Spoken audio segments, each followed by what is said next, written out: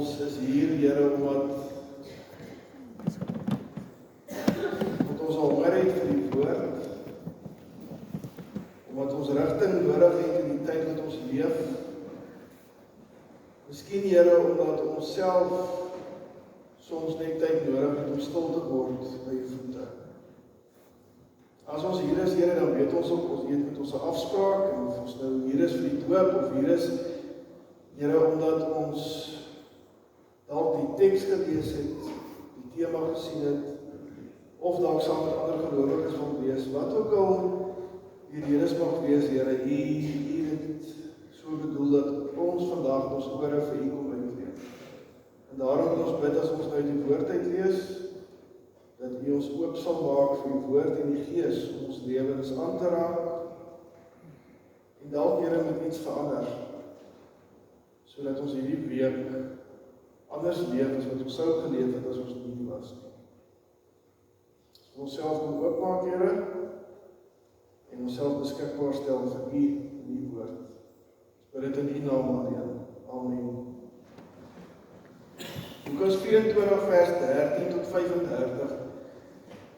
Van julle wat nou met die Paastyd, die Goeie Vrydagdienste en Lydenstyd in die kerk was, of dalk by 'n ander plek in die gemeente was, sal weet dat een van die groot teleurstellings is dat die disippels in 'n groot mate vir Jesus verraai het.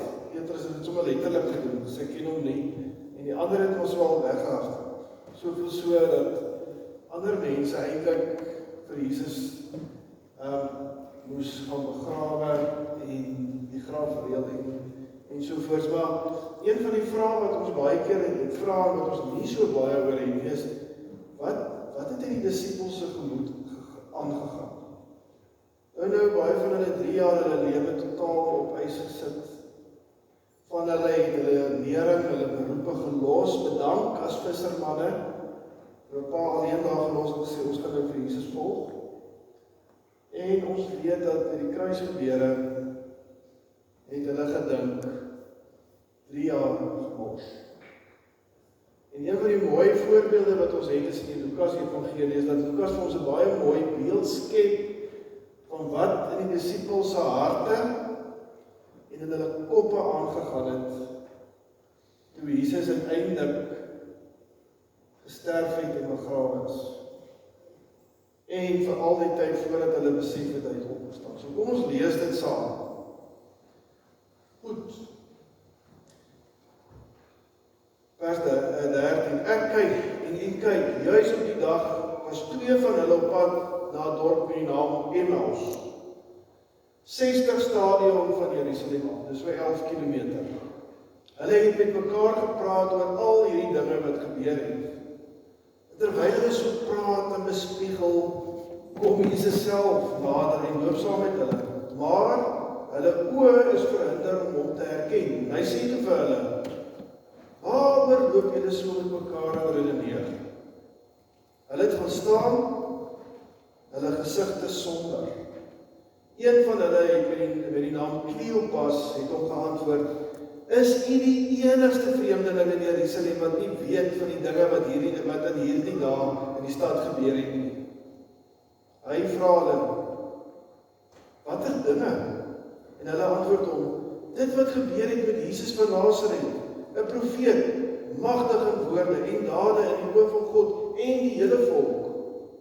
En hoe die leierpriesters en ons volksleiers hom oorgelewer het om ter dood veroordeel te word en om dat kruisig het. Ons het bly hoop dat dit hy is wat Israel gaan verlos. Want tussen sit nou al die 3de dag van dit gebeur het. Sommige vroue het ons geleedere het ons boonop ontstel. Hulle was vanoggend vroeg by die graf en toe hulle sy liggaam nie vind nie, het hulle kon vertel dat hulle 'n visioen gesien het van engele wat sê hy leef. 'n Paar van ons het na die graf gegaan en dit net so aangetref soos die vrou gesê het. Maar hom het hulle nie gesien. Toe sê hy vir hulle, o julle wat sonder begrip is, met harte wat traag is om alles te glo wat die profete gesê het.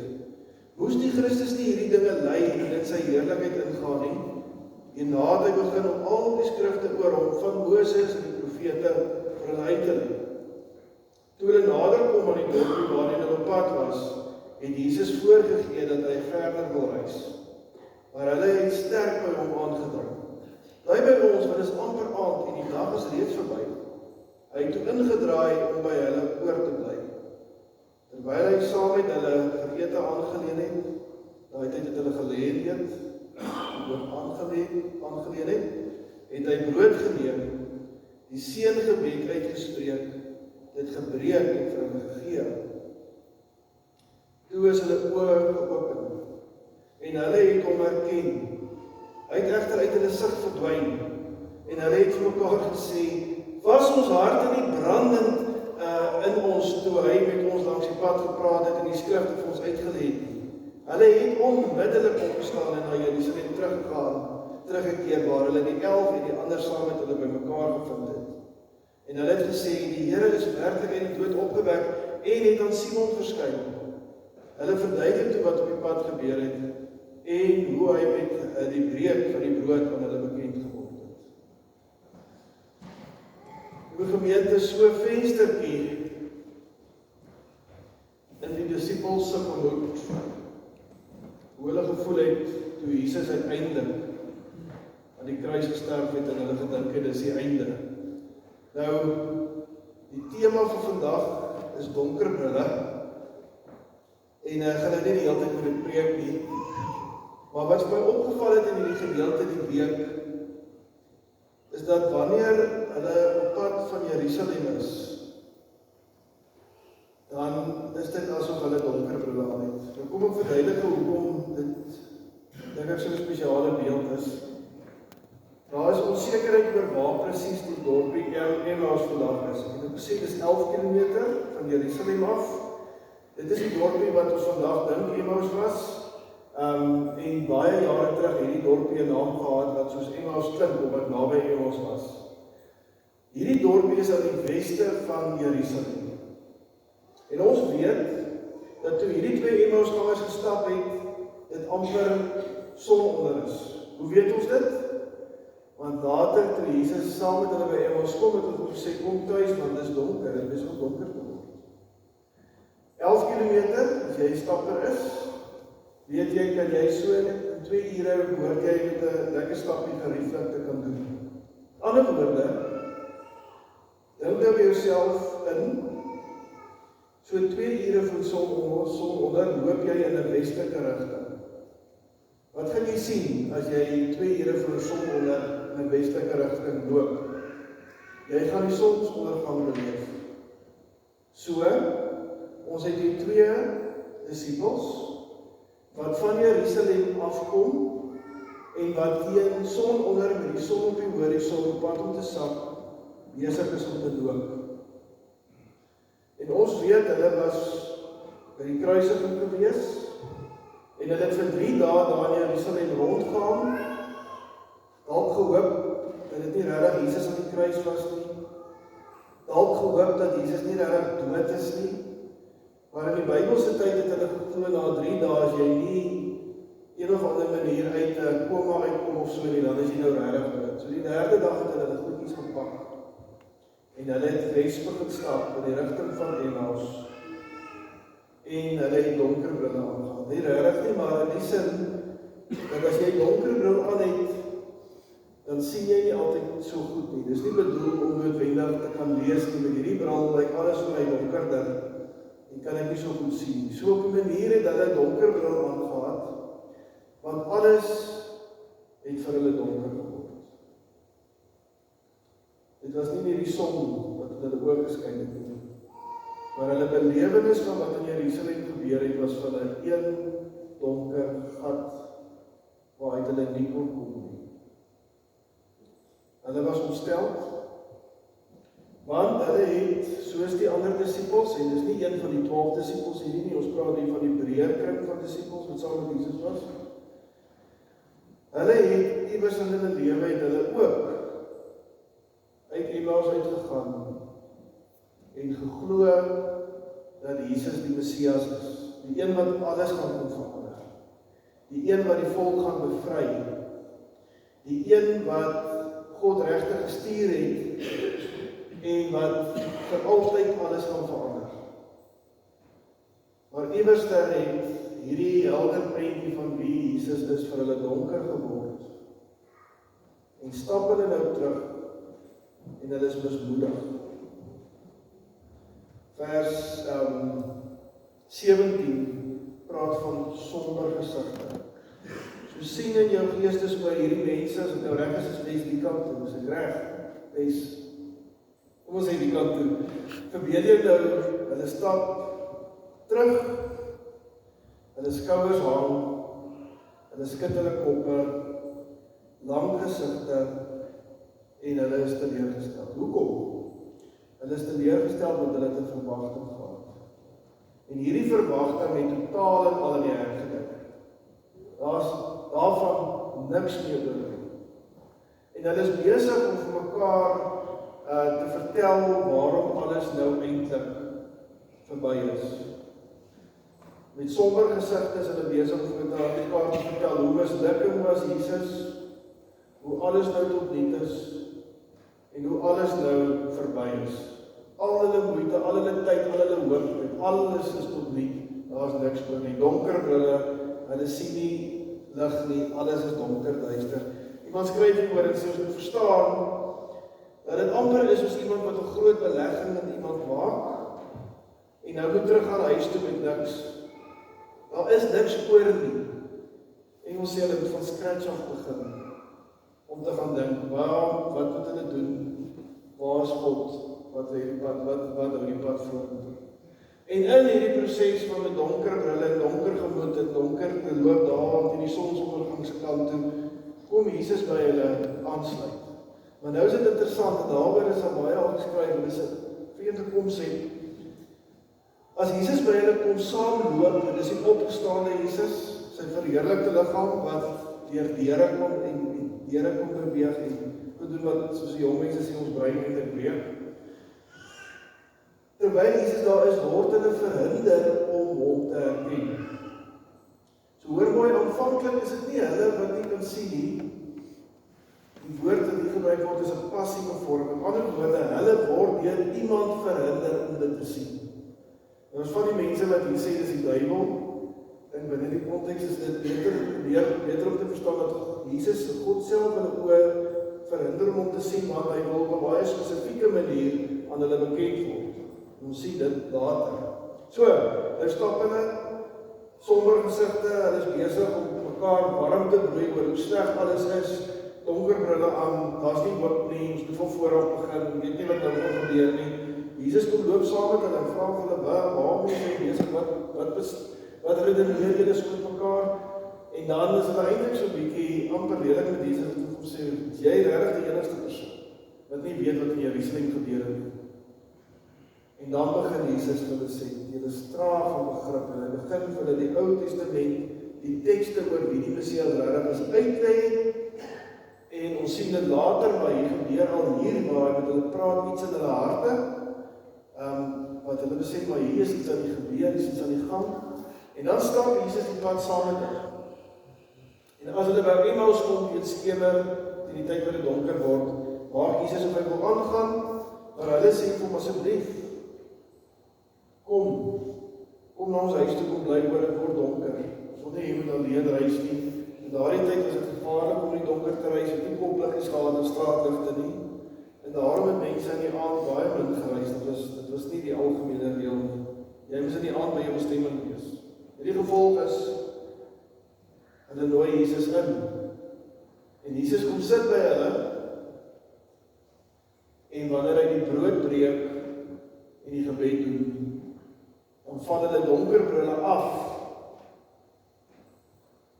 en hulle begin die lig sien, en ewe skielik, in een oomblik van erkenning verander alles. Hulle sien alles in 'n nuwe lig. Nou is die vraag wat baie mense vra, wat het gemaak dat hulle vir Jesus erken het? En daar's verskillende menings, ons sien nie in die teks spesifiek nie. Daar's mense wat sê dat dit rondom die nagmaal gaan. Slim mense wat die teks sê, skryf ons moet versigtig wees om die nagmaal nie in te sien. hierdie mense was dan self nie by die nagmaal nie. Dit is nie duidelike tekens dat dit noodwendig die nagmaal is wat Jesus hier bedien.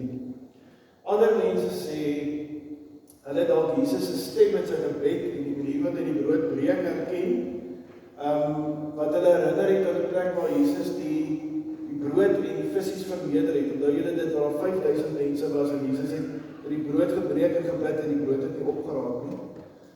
Anders sê, ek kan nogal dit glo, is wat ek voel die deurbraak gekom het is, dat in die breek van die brood en die gebed het hulle Jesus se hande gesien. En die merke van die spykers wat ingekap is en het hulle besef dis Jesus en het hulle oop gegaan en dit hom raak gesien. En dit is ook hoe Thomas later die Here sou erken en sou weet is hy. Wat presies dit was, maak seker nie so 'n saak nie. Die punt is net hulle sien vir Jesus raak. Julle nou gebeur 'n baie interessante ding. Ons moet raak sien in die evangelie van Lukas en dit wat ons hier sien gebeur. Aan die begin stap hulle in die lig, hulle het donker brille op, hulle is mismoedig. Al skyn die son op, is hulle harte donker en onseker. So donker dat hulle vir Jesus sê, Here, bly by ons, jy kan nie in hierdie donker stap nie, dis gevaarlik. Nou sien hulle vir Jesus. Hulle donker brille is af, maar hulle is nie skaam of bang om nou in die donker hierdie pad terug te hardloop of te gaan Jerusalem toe, om vir die ander te gaan vertel dat die Here Jesus regtig lewe nie. So die kontras wat ons raak sien. In die daglig, terwyl die son skyn, het hulle donker brille op en hulle hart is mismoedig.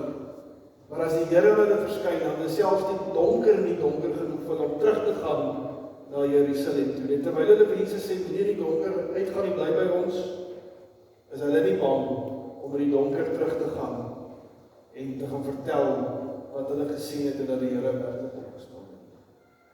So ons sien hier 'n radikale verandering. Dit is amper ondenkbaar om te dink iemand kan nou in die daglig moedeloos en negatief en totaal en al met donker brille oploop sonder om mooi te sien. En in 'n oomblik, in sekondes waar die Here hulle bekend maak, verander dit radikaal en hulle hardloop terug en hulle gaan vertel vir ander wie die Here is en wat die Here doen. Nou is die vraag, wat het hulle verhoed of nee? Wat het gemaak dat hulle hulle donker brille afgehaal het en selfs in die nag kon sien?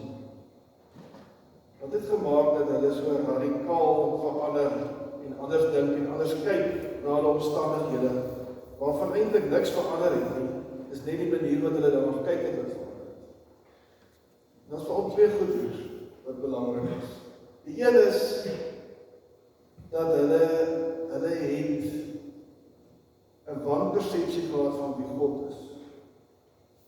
En dit het gemaak dat hulle nie die Here, dat hulle donker brille vasgekry het. Ons sê so, een van die mooi goed in hierdie gedeelte is dat Jesus vir hulle die Ou Testament kom uitlê en vir hulle probeer verduidelik die pad wat die Messias moet loop tot by die opstanding is inderdaad hoe God se plan loop. Hulle het dit nie geglo nie en hulle het dit nie verstaan nie, daarom het dit vir hulle gevoel, dit maak nie sin nie en dit kan nie wees nie, dis alles verby. Die skrifgeleerdes en die mense wat die teks moes uitlê vir hulle, het hulle so geleer. Want ons weet, die mense wat die Ou Testament moes leer vir die mense het gesê, hierdie Messias, 'n Christus wat ly aan 'n kruis, dit werk nie, dit pas nie, ons kry dit nie in die woord nie, in die Ou Testament nie, dit kan nie pas nie. So die eerste ding wat Jesus moes regstel, hy moes vir hulle sê, kom ons gaan net terug na God se plan en God se Ou Testament. En kom ek vertel julle wat die skrifgeleerdes en die fariseërs nie vir hulle gesê het, sodat julle kan verstaan dat hierdie pad van opstaan en die kruisiging 100% pas in dit wat God moes kom doen. En reeds nadat hulle harte begin warm word en het hulle begin besef, maar die skrifgeleerdes en die fariseërs het ons nou dit vertel nie. Nou begin God sin maak, nou begin ons voel iets gebeur. Maar die groot, wil ek sê, oog oopmaak moment het eintlik gebeur toe hulle vir Jesus innooi in hulle situasie. Ons skryf oor en sê, hulle kom vir Jesus gesê, Hey, tot ziens, lekker loop. Hoop jy kom iewers uit voor dit te donker raak. Maar daar iets in hulle was wat gesê het, ons wil hierdie persoon wat ons by ons laat tuis gaan. Ons wil hom nie laat aanloop, ons wil hom innooi.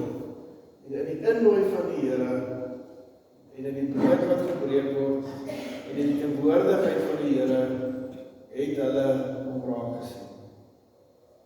Dit is ook iets, soos net nou gepraat oor besig is. Dit is ook iets van stop in jou omstandighede, word rustig en sien die Here raak. Hoor mooi, terwyl hulle geloop het en besig was en hulle kabel het en met mekaar gepraat het, hulle nie die Here raak gesien nie. Dis kan ek op 'n manier ook al verstaan. Hulle was besig om die grond te kyk en na mekaar te kyk. Maar toe hulle om 'n tafel by die Here sit en ophou loop en rustig word en stil word in omstandighede, toe gaan hulle oop. Sien hulle die Here Jesus raak. So liewe gemeente, vir ons is Nuwe Testamentiese gelowiges wat deur die Here het opgestaan, wat hier is omdat die Here opstaan en dat die Here ons deur sy Gees lei. Is die vraag ook, jy weet wat maak dat ek en jy baie keer in hierdie lewe maar met donker brille oorgaan? En ek wil waag om te sê nie lig sien. Mag ek nog 'n stapie verder gaan? Partykeer nie die Here raak sien. Dat ons brille so donker raak, dat ons eintlik maar mismoedig is en eintlik maar sê, ag, wat help dit? Kyk hoe lyk dit ons, kyk wat gebeur in Iran, kyk wat gebeur in Amerika, kyk wat gebeur in my lewe, kyk my verhoudings wat verbrokel, kyk dit, kyk dat. En ons mekaar sê, ons sien nie die lig nie. Dalk ook sê, ek sien nie die Here nie. En as ons hier uit Lukas uit dalk 3 goed kan vat, dan is die een ding om te sê Bybelkennis is belangrik. En ek weet baie keer en as jy ook daar as ek vanoggend die Bybel lees nie, dan voel ek nou nie gedoen wat ek moet doen nie. Dit gaan nie oor moet doen nie. Dit gaan oor God te ken sodat jy wanneer die donker bril op jou oë gesit word, sodat jy kan weet daar is lig, daar is hoop. Sodat jy God kan ken, en daarom kan jy in 'n plek wees waar iemand vir jou sê, dom, as dit goed gaan, dan is die Here by jou. Maar as dit sleg gaan, moet jy weet, die Here is nie meer by jou nie, dan moet jy jou pad terug na die Here toe kry. Net dit, wat nie in die woord staan nie, wat nie uit die Bybel uitkom nie, wat nie God se hart is nie, net so iets, kan maak dat jy net donker sien, en dat jy regtig in 'n gat val waar jy nie kan kom. So ons moet vir mekaar sê, vir elkeen van ons belangrik om die woord te lees, sodat ons wanneer die donker bril op ons koppe kom en die moeilikheid kom, die Here se hart kan ken. Op 'n sekere manier het ek al gedink, miskien moes die 2 Emmausgangers dalk die Ou Testament self gelees het. Hulle het waarskynlik baie min mense kon daai tyd lees, dit was aanvanklik ons skrifgeleerdes en fariseërs. Miskien as hulle dit self meer gelees het, sou hulle al by ronde 1 opgewonde gewees het, omdat sy geweet het dat die pad wat Jesus moes loop is wat moes gebeur. Dit was wat God dit wil doen. Dit was God se hart. Tweede ding, ek het net nou daar geraak wat vir my opgeval het in hierdie gedeelte, is dat dit waar is, dat baie keer moet jy net stop. En net die vraag vra, waar is die Here in hierdie situasie? Hoe sien ek die Here raak? En om te weet, dan te besef jy nie alleen is nie. Terwyl jy loop en terwyl jy praat met mense, kan jy in 'n negatiewe spiraal kom. Ek beleef dit baie by die braaivleisvure waar ons naderhand oor die politiek en al die goed wat gebeur het so negatief raak dat ons eintlik maar net moedeloos is. En dan is dit baie keer in hierdie gesprekke in ons land en in ons braaivleisvure by die huis net nodig om te stop en net te sê, kom ons stop net. Ons loop nie deur 'n kabel nie, ons vra net vir die Here om ons lig en helderheid te gee. Wanneer ons stop, en julle ken daai negatiewe gevoelens wat so kan afspiraal en naderhand sien jy die donker brille raak.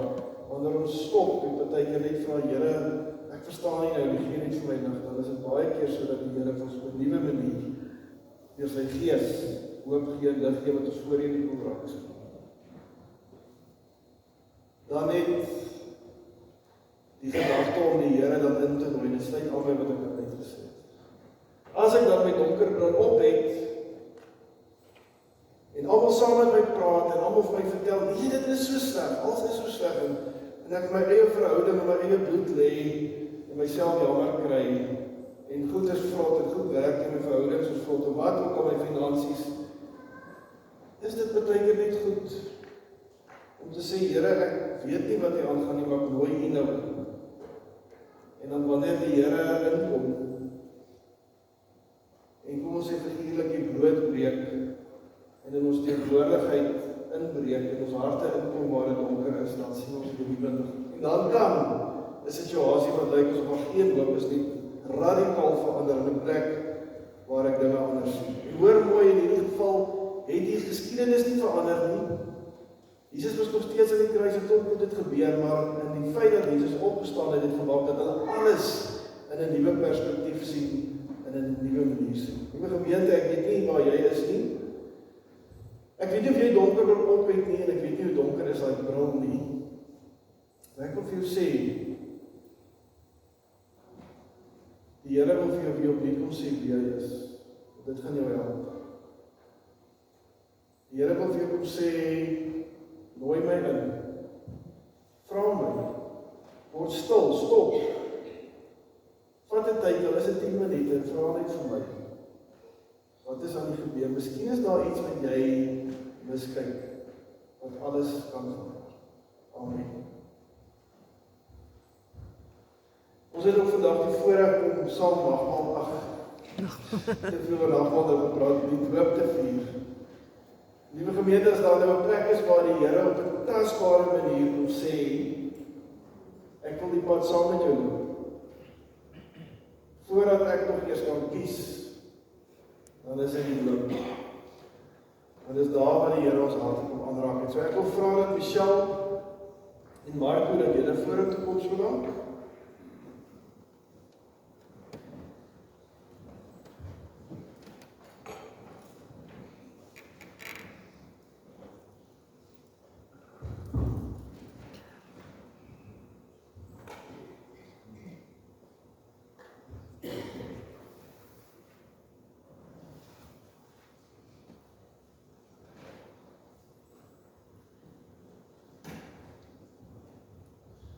Die beste is jy ja, kom staan so, dan ek dit so half vir gemeenskap weg. Want Rico later kom, as reg, ek kan dit weg. Maar kom Michelle, daar was 'n dag in altyd van julle se lewens, en julle by so dood was. As ek reg onthou, Michelle, was jy hier? Dis ek oor nie. Jy was nie hier nie, man. Dis net voorgestel. Daar was 'n dag wat julle ook elkeen by doopvol was, en waar die Here julle kom aanraak het, en kom sê dat julle nie hierdie pad wil doen. Daarom is dit vir ons 'n spesiale geleentheid, want die doop is die een tasbare ding wat ons het, wat vir ons sê dat die Here ons eerste lief het, voordat ons nog een of ander prestasie kan lewer. Wanneer dit by babatjies en kinders kom, soos wat ons vandag by Mila het. Nou God het in die Ou Testament al ooreengekom met ooreenkoms met Abraham aangegaan, ons het daaroor gesels. Ons noem dit 'n verbond. Die verbond kan vergelyk word met 'n testament waarin God al sy gawes tot sy kinders se beskikking stel. By die doop bevestig word dat ons en ons kinders in hierdie testament ingesluit is. Ons en ons kinders word verseker dat God ook ons God is. Dit beteken eenvoudig dat hy ons Vader is wat ons liefhet en vir ons sorg. Dat Jesus Christus ons verlosser is, en dat die Heilige Gees in ons woon, van ons nuwe mense maak en ons lei. Geen mens kan hierdie gawes van God verdien, want ons sonde veroorsaak dat ons die dood verdien. Jesus het egter die straf vir die sonde op hom geneem, en aan die kruis in ons plek gesterf. Daarom kan God nou die ewige lewe as 'n geskenk vir ons aanbied. Ons kinders is hierby ingesluit, klein Mila ook, al verstaan sy dit. Die betekenis van die doop kan ook verkeerd verstaan word. Mila gaan nie aan naam kry nie, dis staan by binnelandse sake reg, soos ek die naam verkeerd sê, is dit nie 'n probleem nie. Dis ook nie 'n bygelooflike handeling waardeur kinders ewe skielik soeter word of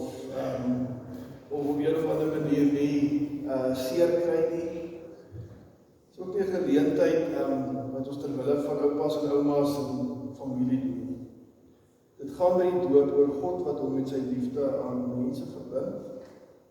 En julle twee verbind het voorheen en dan vandag spesifiek aan sy Mila. Dat beteken reeds aan Rico verbind het. Nou, ons het nou gehoor wat die doop beteken en daarom, voordat ek vir julle belangrike vrae vra, wat ons as gemeente, vir julle belangrik is ook, rondom die doop, en ek vra dat klein Mila en Rico, dat hulle vorentoe kom.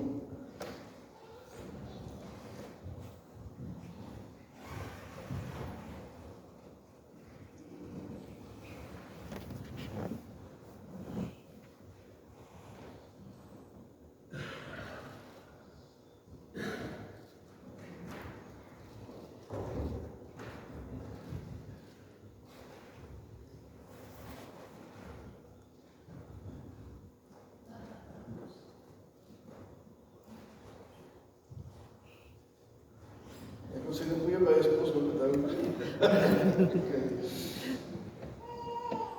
Ja. Goed. Ek wil die volgende vraag vra. En al die vrae vra daar kan jy maak en dan jy Michelle vir ons lekker hardop antwoord. Ten eerste, glo julle in die drie-enige God soos in die Bybel aan ons bekend gemaak? Ten tweede, aanvaar julle dat die boodskap van die Bybel soos dit in die belydenisskrifte van die kerk verwoord word, die ware leer van verlossing is? En derde, bely julle dat kinders van gelowige ouers deur die genade in Christus aan God behoort en daarom tot lidmate van die kerk gedoop behoort te word? En dan laastens, beloof julle om julle kinders volgens die Bybelse leer en die belydenisskrifte van die kerk op te voed, vir hulle voorbeeld in lewenswandel te wees en om die gemeente toe te laat om ons julle as ouers hiermee te help? Waar kan jy antwoord? Michelle, goed. Dan kan jy van nader bring, ek gaan kan staan.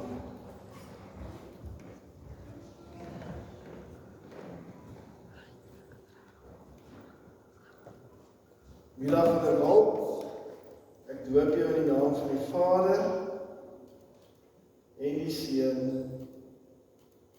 en die Heilige Gees. Here, dit is so 'n spesiale geleentheid. Here, wat ons elkeen loop 'n lang pad wat ons baie keer alleen voel, pad wat ons soos Emmausgangers baie keer met donker brille loop. Ons vergeet soms, Here, dat U by hierdie geleentheid al vir klein Mila kom sê en vir baie van ons kom sê, jy is nie alleen nie. Ek sien jou raak. Ek is by jou en ek wil die pad saam met jou loop. Dankie vir U genade, vir U liefde, vir U getrouheid selfs in tye wat ons dalk nie so getrou is nie.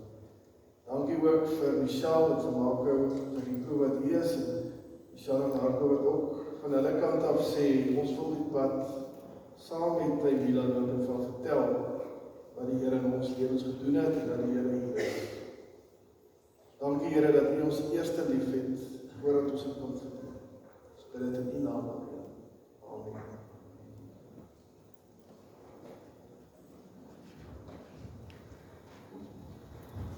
Liewe gemeente, hier is klein Mila. Ek almal kan hom mooi sien. Sy is deel van hierdie gemeente. 'n Gemeente het ook 'n verantwoordelikheid. En dat baie van dit wat Mila oor die Here gaan leer, nie net van haar ouers hier agter my en van klein Rico afkom nie, maar ook van die gemeente waar sy is. Sy gaan dit ook al leer. Daarom het ons ook 'n verantwoordelikheid om vir klein Mila en vir elke kind te wys en te leer wat beteken dit om te weet dat die Here hierdie pad saam met ons loop. So kom ons verwelkom ook deur 'n lied saam te sing. Ons staan 'n lied waar ons iets sê van dat ons haar ook in liefde aanvaar soos die Here vandag vir haar om die liefde wys het. Dis dierbaar.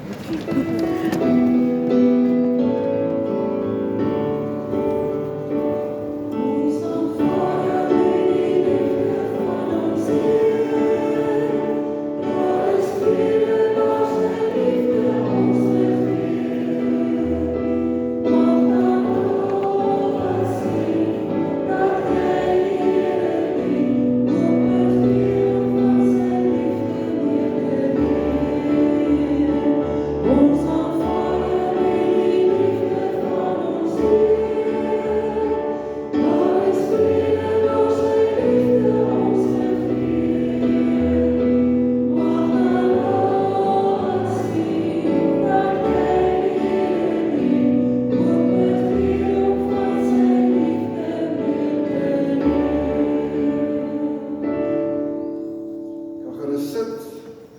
Ons gee ook vir julle stemkie. Ek het vir Marisa, wat vir ons jeugbetrokke is, gevra om saam met my met vir julle geluk te wens. Hierdie kan julle nou 'n foto of 'n vinger of 'n naamdruk of ietsie daarin sit, 'n sertifikaat, en dan hierdie is ook net ietsie om te sê dat sy vandag gedoop is. Julle sal nou waar julle was, dat doop is eintlik belangrik aan 'n verjaarsdag, so sal goed wees as julle hierdie datum kan onthou.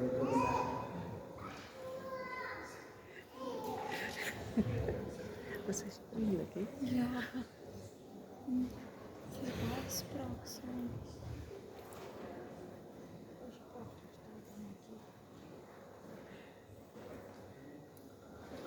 Goed, julle sê baie dankie.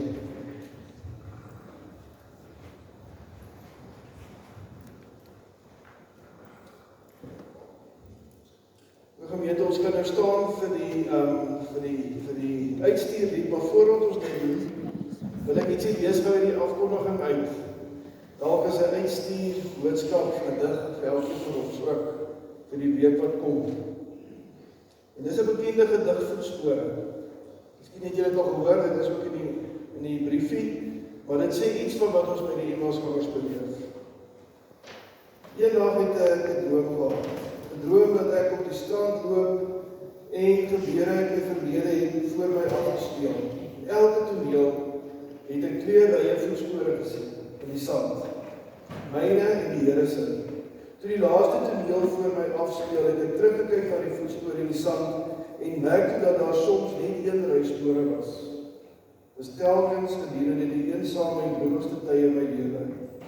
Dit het my gehindер en ek het gevra, Here, toe ek begin het om U te volg, het U beloof dat U my nooit in die steek sal laat nie. Hoekom was daar dan net 1 ry spore gedurende daardie moeilike tye in my lewe? Ek kan nie verstaan waarom U tye wat ek dit nie die nodigste gehad het my verlaat het nie. Die Here het geantwoord. Die Here antwoord vandag. My liewe kind, ek jou lief, sal jou nooit verlaat nie. Tye wat jy net 1 ry spore gesien het, was die tye wat ek jou gedra het. Kom ons staan vir die uitstuurlied en ons bly staan vir die seën.